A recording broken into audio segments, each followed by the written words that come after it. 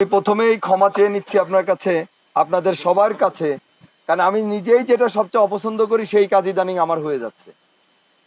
কারণ আমি হলো 2 মিনিট আগে আসার মানুষ, কিন্তু এখন দেখা যাচ্ছে 2 ঘন্টা 3 ঘন্টা হয়ে গেল কয়েকদিন, এরকম হচ্ছে সব জায়গায়। আর তার কারণও হলো যে সবাই চাই যে যাই আমাদের এখন একটু ভাই ব্রাদার আছে সবাই বলে যে আপনি আমার এনে আসবেন, আরে টাইমটা একই টাইম হয়ে যায়, একই টাইম হয়ে গেলে আর আসলে তো কভার দেওয়া যায় না। এই জন্য আমি নেক্সট টাইম থেকে চেষ্টা করব সবাই আমরা একটু যে একেবারে মানে একদিনে সবাই হয়তো এমন তো কিছু না, আমি তো এখন সবসময় প্রায় থাকি, আল্লাহ যদি বাঁচায় রাখে আমরা পর্যায়ক্রমে যখন যেখানে যাওয়ার সুযোগ হয় আমাদের বেশি বেশি যেতে হবে, ঠিক আছে, কিন্তু তারপরে একই দিনে সব জায়গা হয়ে গেলে সমস্যা হয়। কারণ এই কষ্টটা তো আপনারা যদি প্রথমেই পান তাহলে তো বলবেন যে এই মানুষটাতে কেমন হলো, এর বলে 6টা আসে 9টা, এটা তো আপনারাই তখন বিরক্ত হয়ে যাবেন যে না এই মানুষের সাথে আর চলা যাবে না। এই জন্য আমি আপনাদের কাছে আজকে শেষবারের মতো এরকম যেন আর ভবিষ্যতে আমার না হয় বা আমাদের না হয়, আমরা সেই চেষ্টা করবো ইনশাল্লাহ। আপনারা জানেন যে আমরা একটা গভীর চক্রান্ত ষড়যন্ত্রের ভিতর দিয়ে কিন্তু দেশ যাচ্ছে এখন। মানে খুনি হাসিনা 17 বছর তার অবৈধ শাসন, অপশাসন, ফ্যাসিবাদ সবকিছুর পতন হয়েছে, ঠিক আছে, কিন্তু এখনো কিন্তু আমাদের ভোটের অধিকার পুনরুদ্ধার হয়নি, গণতন্ত্র কিন্তু এখন আমাদের মুক্তি পাই নাই। আমরা যে বর্তমান সরকার রয়েছে, হাসিনা বিরোধী যত শক্তি রয়েছে সবার অকুণ্ঠ সমর্থন নিয়েই কিন্তু এই সরকার পরিচালিত হচ্ছে বা এই সরকার চলছে। কিন্তু তাদের প্রথম এবং প্রধান যে কাজ সেটা হলো কি একটা অবাধ, সুষ্ঠু এবং নিরপেক্ষ নির্বাচনের ব্যবস্থা করা। সেই নির্বাচনে জনগণের ভোটে যারা নির্বাচিত হবে সেই জনগণের ভোটে নির্বাচিত প্রতিনিধিদের হাতে ক্ষমতা হস্তান্তর করলে ইনশাল্লাহ দেশ নিয়ে আর কেউ চক্রান্ত ষড়যন্ত্র করতে পারবে না। আমরা জানি খুনি হাসিনা পাশের একটি দেশে বসে প্রতিনিয়ত কিন্তু চক্রান্ত ষড়যন্ত্র করছে, কারণ উনি চলে গেছে বা উনার কিছু বড় মাপের কিছু দোসররা উনার সাথে, কিন্তু বাকি সমস্ত দোসররা কিন্তু আমার আপনার ভিতর লুকিয়ে আছে।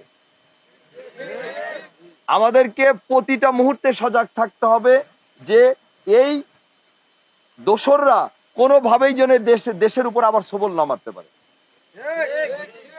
এই জন্য আমাদেরকে খুব সজাগ থাকতে হবে, খুব কেয়ারফুলি থাকতে হবে, কোনোভাবেই এই খুনি হাসিনার দোসররা যেন আমাদের মাঝে থাকতে না পারে, সেটার ব্যাপারে কিন্তু আমাদেরকে ভীষণ ভাবে কিন্তু আপনার সজাগ থাকতে হবে।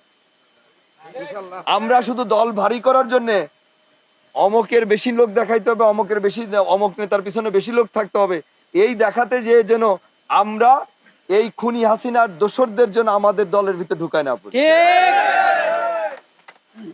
আমরা 5 তারিখের আগে 17 বছর ধরে যারা আমরা ছিলাম তারা থাকলেই কিন্তু অনেক কিছু ইনশাল্লাহ হয়ে যাবে।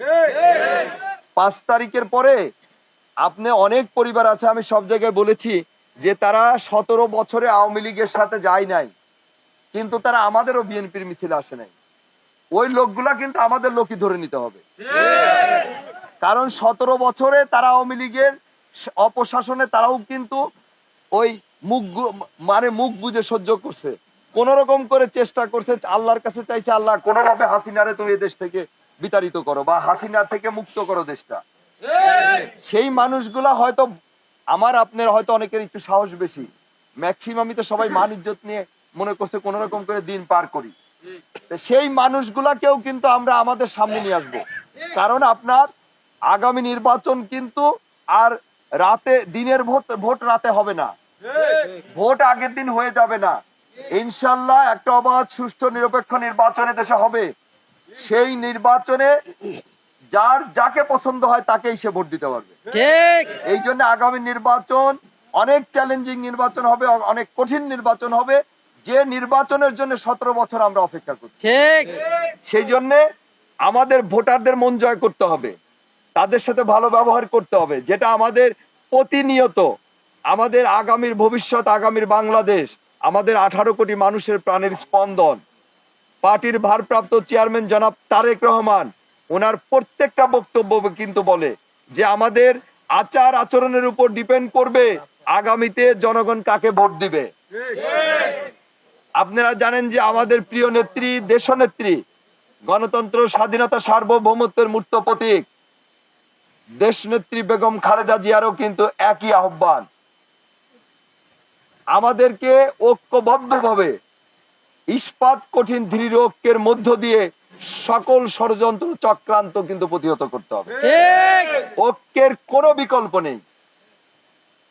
কারণ হলো যে আমরা 17 বছর যেভাবে ঐক্যবদ্ধ থেকে খুনি হাসিনাকে দেশ থেকে পালিয়ে যেতে বাধ্য করেছি, ঠিক একইভাবে এখনো দেশ নিয়ে যেন কোনো চক্রান্ত ষড়যন্ত্র যদি কেউ করতে চায়, তাইলে আমরা ঐক্যবদ্ধ ভাবে থেকেই ইনশাল্লাহ এই সমস্ত চক্রান্ত ষড়যন্ত্র আমরা রুখে দিব। এই জন্য আপনাদের কাছে আমার উদাত্ত আহ্বান, আমরা তো 10 মায়ের 10টা সন্তান, কেউ তো আর 1 মায়ের পেটের না। 1 মায়ের পেটেরই ভাই ব্রাদার আমরা অনেক সময় এক থাকতে পারি না। তো 10 মায়ের 10টা সন্তান, আমরা তো মতের ভিন্নতা থাকতেই পারে কিছুটা, মূল্যে এই 10টা মায়ের সন্তান এক থাকতে হবে। তাহলে ইনশাল্লাহ আগামী নির্বাচনে বাংলাদেশের সবচেয়ে জনপ্রিয় দল, বাংলাদেশের সর্ববৃহৎ দল বিএনপি জনগণের ভোটে ইনশাল্লাহ আবার রাষ্ট্র ক্ষমতায় যাবে। এবং সেই সময়ে আমাদের 18 কোটি মানুষের প্রাণের স্পন্দন, আমাদের পার্টির ভারপ্রাপ্ত চেয়ারম্যান ইনশাল্লাহ তারেক রহমান সাহেব আগামীতে বাংলাদেশের প্রধানমন্ত্রী নির্বাচিত হবে এবং আমাদের প্রিয় নেত্রী দেশনেত্রী বেগম খালেদা জিয়া রাষ্ট্রপ্রধানের দায়িত্ব পালন করবে। আমাদের প্রিয় নেত্রী এবং প্রিয় নেতার নেতৃত্বে ইনশাল্লাহ আগামীতে দেশ পরিচালনা হবে। এই আশা এবং এই প্রত্যয় ব্যক্ত করে, যেহেতু অনেক রাত হয়ে গেছে, আপনারা কয়েক ঘন্টা বসে আছেন, আমি আবারও আপনাদের কাছে ক্ষমা চেয়ে পবিত্র ঈদ উল ফিতরের শুভেচ্ছা, ঈদ মোবারক জানিয়ে শেষ করছি। খোদা হাফেজ। বাংলাদেশ জিন্দাবাদ। শহীদ রাষ্ট্রপতি জিয়াউর রহমান অমর হোক। দেশনেত্রী বেগম খালেদা জিয়া জিন্দাবাদ। আমাদের আগামীর ভবিষ্যৎ, আগামীর বাংলাদেশ জনাব তারেক রহমান জিন্দাবাদ। ধন্যবাদ সবাই।